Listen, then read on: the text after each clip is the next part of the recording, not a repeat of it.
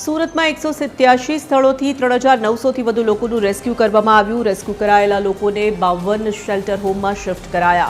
પાણી ઓસર્યા બાદ રોગચાળો વકરવાનો સૌથી મોટો પડકાર છે। પાલિકાની 200 જેટલી આરોગ્યની ટીમો તરફથી આરોગ્ય ચકાસણી કરાઈ રહી છે। સુરતમાં ગંદકી ફેલાઈ છે તે પહેલા જ 4000 કર્મચારીઓને કામે લગાવી દેવાયા છે। અત્યાર સુધીમાં 60000 લોકોનો હેલ્થ સર્વે કરવામાં આવ્યો।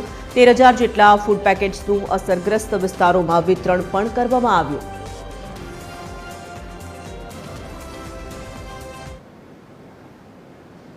बात करिए 40 मेडिकल टीमों है जेनी अंदर मेडिकल ऑफिसर होय छे अने साथे बीजो स्टाफ होय छे।